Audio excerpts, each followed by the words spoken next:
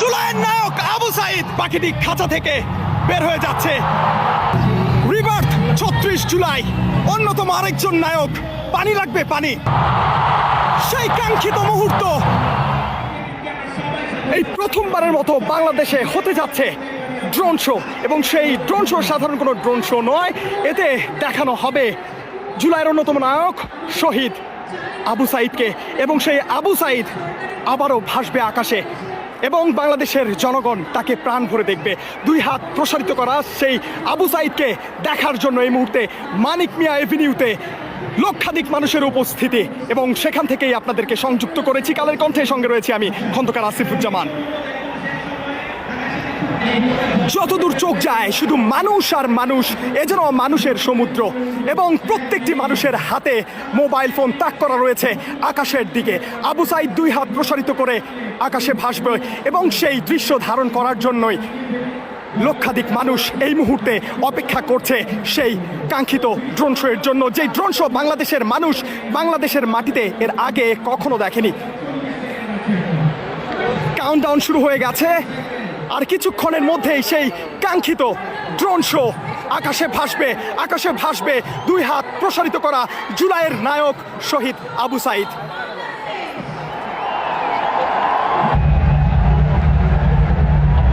লক্ষাধিক মানুষ এই মুহূর্তে উপস্থিত জাতীয় সংসদ ভবনের সামনে।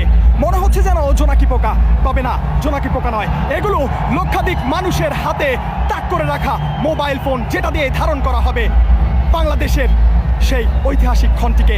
এই প্রথমবারের মতো বাংলাদেশের মাটিতে হতে যাচ্ছে ড্রোন শো, এবং এটা সাধারণ কোনো ড্রোন শো নয়। এই ড্রোন শো জুলাইয়ের সেই স্মৃতিকে ধারণ করা ড্রোন শো।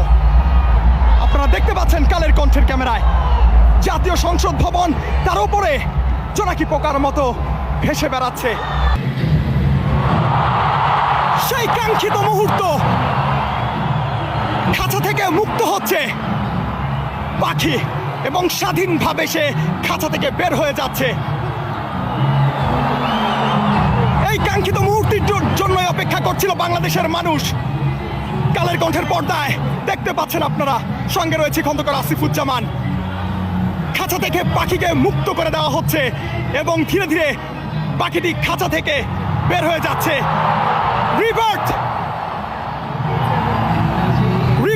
৩৬ জুলাই, খাঁচা থেকে মুক্ত হয়ে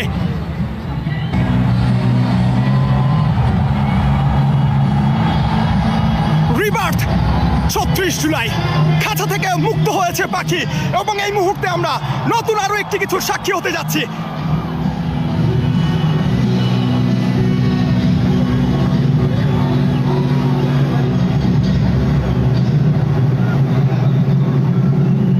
লক্ষাধিক মানুষের উপস্থিতি, নিশ্চুপ এই মুহূর্তে মানিক মিয়া এভিনিউ স্তব্ধ হয়ে শুধু আকাশের পানে চেয়ে আছে, মোবাইল ফোনটি আকাশের দিকে তাক করে এই মুহূর্তটির সাক্ষী হতে।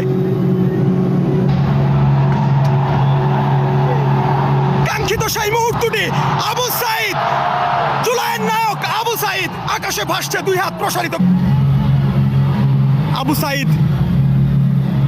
আবু সাইদ মিলিয়ে গেল। আবু সাইদরা হয়তো মিলিয়ে যাবে, কিন্তু তারা এভাবেই মানুষের মনের মাঝে বেঁচে থাকবে। অন্যতম আরেকজন নায়ক, পানি লাগবে, পানি। সেই মুগ্ধকে কে ভুলে যেতে পারে? সেই মীর মুগ্ধকে এই মুহূর্তে আমরা দেখতে পাচ্ছি সংসদ ভবনের ওপরে আকাশে ভাসছে। মীর মুগ্ধ সেই পানির বোতল হাতে, পানি লাগবে, পানি।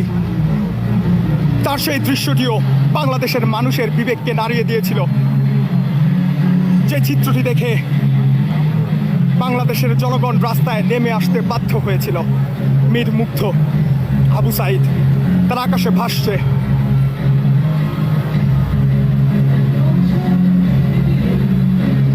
প্রতিবাদী স্লোগানের একটি অংশ।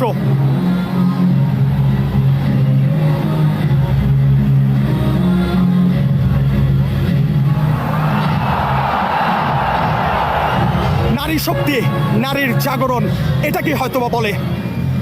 জুলাই অভ্যুত্থানে নারীদের ভূমিকা অনস্বীকার্য, এবং তারই প্রতিচ্ছবি আমরা এই মুহূর্তে দেখতে পাচ্ছি ড্রোন শো এর মাধ্যমে ফুটে উঠেছে।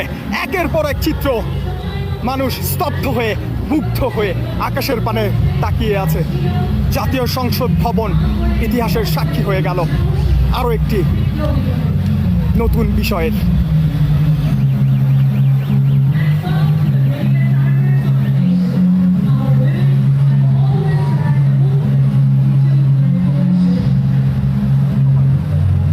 লক্ষাধিক মানুষের উপস্থিতি, কিন্তু নেই কোনো শব্দ।